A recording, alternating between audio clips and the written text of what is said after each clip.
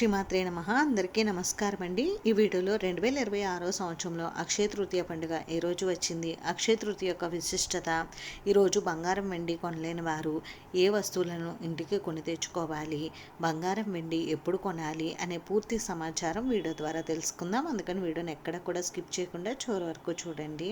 అక్షయ తృతీయ అంటే అక్షయ అంటే ఎప్పటికీ తరిగిపోకుండా శాశ్వతంగా ఉండేది అని అర్థం. అంటే క్షయం లేనిది అని అర్థం. కాబట్టి మనం ఈ అక్షయ తృతీయ రోజున ఏదైనా నూతన వస్తువులను కొనడం కానీ, నూతన వ్యాపారాలు ప్రారంభించడం కానీ, ఏవైనా మనకి శుభకార్యాలను నిర్వహించుకోవడం వల్ల మనకు అవి మంచి ఫలితాలని ఇస్తాయని, మనం చేసేటటువంటి ప్రతి పనిలో కూడా విజయం కలుగుతుందని ఒక నమ్మకం అయితే ఉంది. అంటే ఈ అక్షయ తృతీయ రోజున మనం ఏమైనా కొత్త కార్యక్రమాలు ప్రారంభిస్తే వాటిల్లో తప్పకుండా విజయం అయితే కలుగుతుందండి. ఇంకా ఈ అక్షయ తృతీయ రోజున బంగారం కొంటే అదృష్టం కలిసి వస్తుందని చాలా వరకు చాలా మంది ఈ రోజు బంగారం కూడా కొంటూ ఉంటారు. బంగారం వెండి ఇటువంటి విలువైన ఆభరణాలు వస్తువులు అయితే కొంటూ ఉంటారు. పురాణాల ప్రకారం వేదవ్యాసుడు మహాభారతాన్ని మొదటిగా వినాయకుడి చేత ప్రారంభించింది కూడా ఈ రోజే. ఇంకా పాండవులు అరణ్యవాసం చేస్తున్నప్పుడు శ్రీకృష్ణుడు ధర్మరాజుకు అక్షయ పాత్రను బహుకరించింది కూడా ఈ రోజే. అందుకని ఈ రోజు ముఖ్యంగా పూజ చేసుకునేటప్పుడు పూజా మందిరంలో తప్పకుండా ప్రతి ఒక్కరూ కూడా అక్షయ పాత్రను అయితే ఏర్పాటు చేసుకుంటూ ఉంటారు.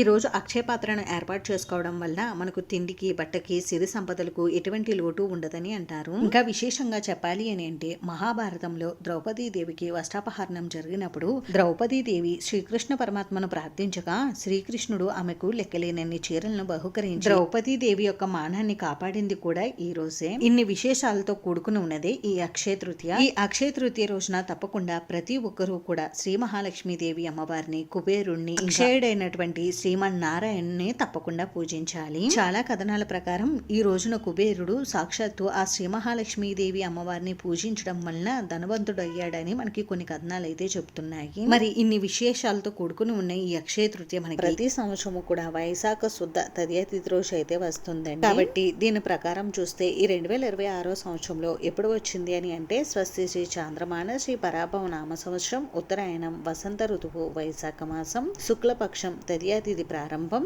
2026 ఏప్రిల్ 19 ఆదివారం మధ్యాహ్నం 1:28 ప్రారంభమయ్యి 2026 ఏప్రిల్ 20 సోమవారం ఉదయం 11:07 వరకు తదియ తిథి ఉంటుంది. కాబట్టి సూర్యోదయ సమయానికి ఏ తిథి అయితే ఉంటుందో ఆ రోజంతా కూడా మనం ఆ తిథిగా పరిగణిస్తాం. కాబట్టి 2026 సంవత్సరంలో అక్షయ తృతీయ పండుగ 2026 ఏప్రిల్ 20 సోమవారం రోజు అయితే వచ్చింది. ఈ రోజు కృతికా నక్షత్రం ఉదయం 8:02 వరకు ఉందండి. తదుపరి మనకి రోహిణి నక్షత్రం వస్తుంది. ఈ రోజు ఉన్నటువంటి శుభ అశుభ సమయాలు, బ్రహ్మ ముహూర్తం, వర్జం ఇవన్నీ కూడా నేను డిస్ప్లే పైన అయితే ఇస్తున్నాను. జాగ్రత్తగా అవన్నీ కూడా చూసుకోండి. అక్షయ తృతీయ రోజున బ్రహ్మ ముహూర్తంలో లక్ష్మీ సమేత శ్రీమన్నారాయణుని ఇంకా కుబేరుణ్ణి పూజిస్తే విశేషమైన ఫలితాలు కలుగుతాయండి. అంత ఉదయాన్నే మీకు పూజ చేసుకోవడం కుదరకపోతే తెల్లవారుజామున 5:46 నుండి 7:16 లోపు మీరు పూజ చేసుకోవచ్చండి. ఒకవేళ ఈ సమయంలో కుదరకపోతే ఉదయం 9 గంటల నుండి 10:29 లోపు మీరు స్వామి అమ్మవార్లకు పూజా కార్యక్రమాలు అయితే నిర్వహించుకోవచ్చు. ఉదయం పూజ చేసుకోవడం కుదరకపోతే సాయంత్రం 5:08 నుండి 6:45 లోపు మీరు పూజా కార్యక్రమాలు అయితే నిర్వహించుకోవచ్చండి. ఈ అక్షయ తృతీయ రోజున చాలా మంది బంగారం, వెండి వంటి విలువైన వస్తువులు కూడా కొనుగోలు చేస్తారండి. అయితే ఈ రోజు బంగారం, వెండి తప్పనిసరిగా కొనాలని ఎక్కడా లేదండి. కొద్దిమంది బంగారం, వెండి రూపంలోనైనా అమ్మవారిని తమ ఇంటికి తెచ్చుకుందామని ఈ రోజు కొంటూ ఉంటారు. అటువంటి వారు ఈ రోజు బంగారం కొనుగోలు చేయాలనుకుంటే ఉదయం 11 గంటల లోపు మీరు బంగారం కొనుగోలు చేయవచ్చండి.